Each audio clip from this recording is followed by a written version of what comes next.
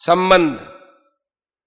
पूर्व श्लोक में भगवान ने ज्ञानी भक्त को अपना अत्यंत प्यारा बताया, तो इससे यह असर पड़ता है कि भगवान ने दूसरे भक्तों का आदर नहीं किया।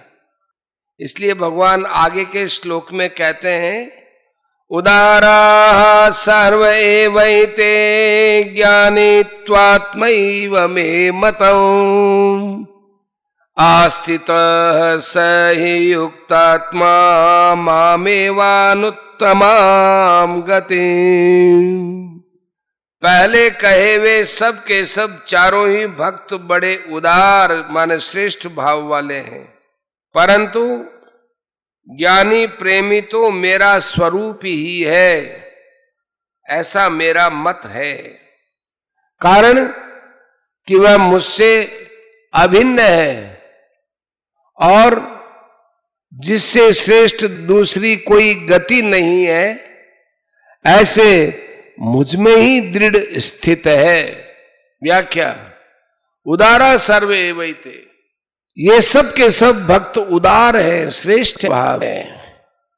भगवान ने यह जो उदारा शब्द का प्रयोग किया है उसमें कई विचित्र भाव है। जैसे चौथे अध्याय के 11वें श्लोक में भगवान ने कहा है कि भक्त जिस प्रकार मेरे शरण होते हैं उसी प्रकार मैं उनका भजन करता हूं।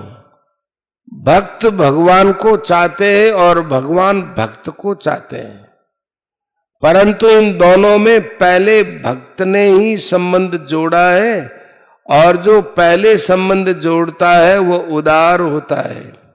तात्पर्य यह है कि भगवान संबंध जोड़े या न जोड़े, भक्त इस बात की परवाह नहीं करता। वह तो अपनी तरफ से पहले संबंध जोड़ता है और अपने को समर्पित करता है, इसलिए वो उदार है। दूसरा, देवताओं के भक्त सकाम भाव से विधि पूर्वक यज्ञ दान तप आदि कर्म करते हैं, तो देवताओं को उनकी कामना के अनुसार वो चीज देनी ही पड़ती है, क्योंकि देवता लोग उनका हित अहित नहीं देखते। परंतु भगवान का भक्त अगर भगवान से कोई चीज मांगता है तो भगवान अगर उचित समझे तो वो चीज दे देते हैं, अर्थात देने से उनकी भक्ति बढ़ती हो तो दे देते हैं, और भक्ति न बढ़ती हो, संसार में फसावट होती हो तो नहीं देते। कारण कि भगवान परम पिता है, परम हितैषी है। तात्पर्य यह हुआ कि अपनी कामना की पूर्ति हो अथवा न हो तो भी वो भक्त भगवान का ही भजन करते हैं, भगवान के भजन को नहीं छोड़ते। यह उन भक्तों की उदारता है। तीसरा, संसार के भोग और रुपए पैसे प्रत्यक्ष सुखदायी दिखते हैं और भगवान के भजन में प्रत्यक्ष जल्दी सुख नहीं दिखता, फिर भी संसार के प्रत्यक्ष सुख को छोड़कर अर्थात भोग भोगने और संग्रह करने की लालसा को छोड़कर भगवान का भजन करते हैं, यह उनकी उदारता ही तो है। चौथा, भगवान के दरबार में मांगने वाले को भी उदार कहा जाता है। यही दरबार दीन को आदर रीति सदा चली आई, विनय पत्रिका। अर्थात कोई कुछ मांगता है, कोई धन चाहता है, कोई दुख दूर चाहता है, ऐसे मांगने वाले भक्तों को भी भगवान उदार कहते हैं। ये भगवान की कितनी उदारता है। पांचवा, भक्तों का लौकिक पारलौकिक कामना पूर्ति के लिए अन्य की तरफ किंचन मात्र भी भाव नहीं आता। वे केवल भगवान से ही कामना पूर्ति चाहते हैं। भक्तों का यह अनन्य भाव ही उनकी उदारता है। ज्ञानी त्वात्मैव मे मतम्, या तू पद से ज्ञानी अर्थात प्रेमी भक्त की विलक्षणता बताई है कि दूसरे भक्त तो उदार ही है, पर ज्ञानी को उदार क्या कहे, वो तो मेरा स्वरूप ही है। स्वरूप में किसी निमित्त से किसी कारण विशेष से प्रियता नहीं होती, प्रत्युत अपना स्वरूप होने से स्वतः स्वाभाविक प्रियता होती है। प्रेम में प्रेमी अपने आप को प्रेमास्पद पर न्योछावर कर देता है, अर्थात प्रेमी अपनी सत्ता अलग नहीं मानता। ऐसे ही प्रेमास्पद भी स्वयं प्रेमी पर न्योछावर हो जाते हैं। उनको इस प्रेमाद्वैत की विलक्षण अनुभूति होती है। ज्ञान मार्ग का जो अद्वैत भाव है वह नित्य निरंतर अखंड रूप से शांत सम रहता है, परंतु प्रेम का जो अद्वैत भाव है वह एक दूसरे की अभिन्नता का अनुभव करता हुआ प्रतिक्षण वर्धमान रहता है। प्रेम का अद्वैत भाव एक होते हुए भी दो है और दो होते हुए भी एक है, इसलिए प्रेम तत्व अनिर्वचनीय है। शरीर के साथ सर्वथा अभिन्नता मानते हुए भी निरंतर भिन्नता बनी रहती है और भिन्नता का अनुभव होने पर भी भिन्नता बनी रहती है। इसी तरह प्रेम तत्व में भिन्नता रहते हुए भी अभिन्नता बनी रहती है और अभिन्नता का अनुभव होने पर भी अभिन्नता बनी रहती है। जैसे नदी समुद्र में प्रविष्ट होती है तो प्रविष्ट होते ही नदी और समुद्र के जल की एकता हो जाती है।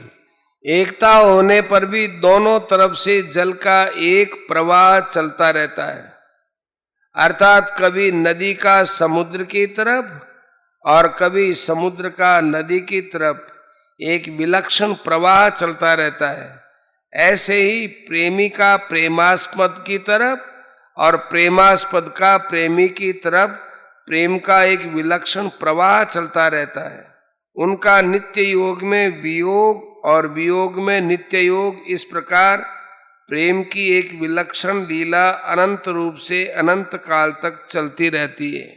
उसमें कौन प्रेमास्पद है और कौन प्रेमी है इसका ख्याल नहीं रहता। वह दोनों ही प्रेमास्पद है और दोनों ही प्रेमी है। यही ज्ञानी त्वात्मैव मे मतम तात्पर्य है। आस्थित स ही युक्तात्मा मानुत्तमांगतिम, क्योंकि जिससे उत्तम गति कोई नहीं होती ऐसे सर्वोपरि मुझ में ही उसकी दृढ़ स्थिति है। केवल भगवान ही मेरे हैं, इस प्रकार मुझ में उसका जो अपनापन है उसमें अनुकूलता प्रतिकूलता को लेकर किंचन मात्र भी फर्क नहीं पड़ता, प्रत्युत वह अपनापन दृढ़ होता और बढ़ता ही चला जाता है। वह युक्तात्मा है, अर्थात वह किसी भी अवस्था में मुझसे अलग नहीं होता, प्रत्युत सदा मेरे से अभिन्न रहता है। कौन? ज्ञानी भक्त। परिशिष्ट भाव। सांसारिक अर्थार्थी भगवान को छोड़कर केवल अर्थ को ही चाहता है, अतः वह झूठ कपट बेईमानी आदि का भक्त होता है। उसके भीतर धन का महत्व ज्यादा होने से वो उदार नहीं होता है, प्रत्युत महान कृपण होता है, अतः उसके लिए उदार शब्द लागू नहीं होता। परंतु जो अर्थार्थी भगवान का भक्त हो जाता है उसके भीतर अर्थ का महत्व न होकर भगवान का महत्व होता है, इसलिए उसमें कृपणता नहीं होती, प्रत्युत उदारता होती है। अतः उसको भगवान ने यहाँ उदार कहा है। यह उदार भाव का अर्थ है त्याग। अर्थार्थी आर्त और जिज्ञासु भक्त संसार को छोड़कर भगवान में लग गए, यह उनका त्याग है, इसलिए वे सभी उदार है। उदारा सर्वे वैते।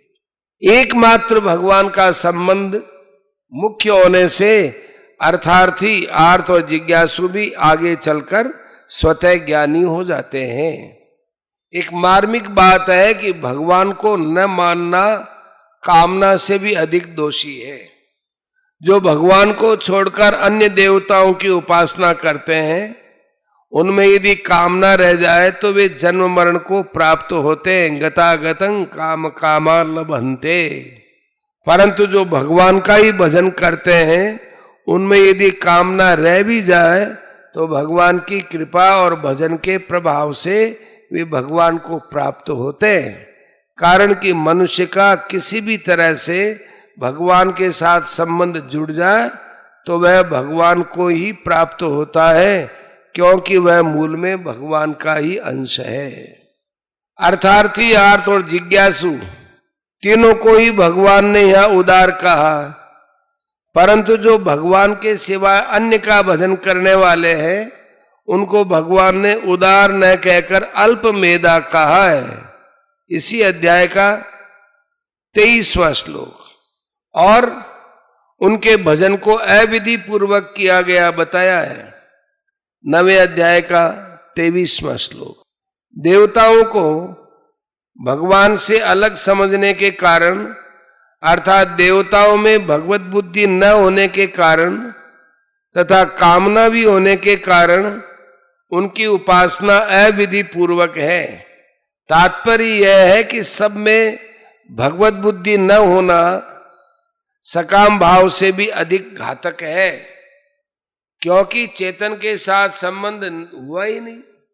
तत्वज्ञानी की ब्रह्म से तात्विक एकता है, अतः सधर्मता होती है, परंतु भक्त की भगवान के साथ आत्मीय एकता होती है। ज्ञानी त्वात्मैव मे मतम, तत्वज्ञानी की तात्विक एकता में जीव और ब्रह्म में अभेद हो जाता है। अर्थात जैसे ब्रह्म सत चित आनंद स्वरूप है, ऐसे वह जीव भी सतचित आनंद स्वरूप हो जाता है और तत्व के सिवाय कुछ नहीं रहता। परंतु भक्त की आत्मीय एकता में जीव और भगवान में अभिन्नता हो जाती है। अभिन्नता में भक्त और भगवान एक होते हुए भी प्रेम के लिए दो हो जाते हैं। उनमें दोनों ही प्रेमी और दोनों ही प्रेमास्पद होते हैं, इसलिए वे दो होते हुए भी एक ही रहते हैं। जीव परमात्मा का अंश है, अतः वह परमात्मा से जितना जितना दूर जाता है उतना उतना अहंकार दृढ़ होता है, और वह ज्यों ज्यों परमात्मा की तरफ आता है त्यों त्यों अहंकार मिटता जाता है। स्वरूप में स्थित होने पर भी सूक्ष्म अहम की गंध रहती है, परंतु प्रेम में परमात्मा के साथ अभिन्नता होने पर जीव का अपरा प्रकृति से सर्वथा संबंध विच्छेद हो जाता है और अहंकार सर्वथा मिट जाता है, क्योंकि अहंकार अपरा प्रकृति का ही कार्य है। इसलिए भगवान ने कहा है ज्ञानी त्वात्मैव मे मतम। अर्थार्थी, आर्त और जिज्ञासु में क्रमशः अपनी स्वतंत्र सत्ता माने अहंता कम होती जाती है और ज्ञानी में अपनी स्वतंत्र सत्ता बिल्कुल नहीं रहती। इसलिए त्वात्मैव पद का तात्पर्य है कि प्रेमी भक्त की स्वतंत्र सत्ता नहीं रही, प्रत्युत केवल भगवान ही रहे, अर्थात प्रेमी के रूप में साक्षात भगवान ही है। तस्मिंस्तज्जने भेदा भावात, नारद भक्ति सूत्र। यह आत्मीयता भक्ति के लिए स्वीकृत द्वैत है, जो ज्ञान योग के अद्वैत से भी सुंदर है। भक्त्यर्थम कल्पितम द्वैतम अद्वैतादपि सुंदरम, बोधसार भक्ति प्रसंग 42वां सूत्र। यह ऐसा भी माना जा सकता है कि भक्त्यर्थम स्वीकृतम द्वैतम अद्वैतादपि सुंदरम मामेवानुत्तमांगतिम, भगवान से बढ़कर उत्तम गति और कोई नहीं है। गति शब्द के 3 अर्थ होते हैं, ज्ञान, गमन और प्राप्ति। यह गति शब्द प्राप्ति के अर्थ में आया है। अंतिम प्रापणीय तत्व होने से भगवान सर्वोत्तम गति है। आस्थित एक दृढ़ता अभ्यास से होती है, एक दृढ़ता स्वतः होती है। जैसे मात्र प्राणियों की मैं हूं, इस प्रकार अपने आप में स्वतः दृढ़ स्थिति है, ऐसे ही ज्ञानी भक्त की भगवान में स्वतः दृढ़ स्थिति होती है।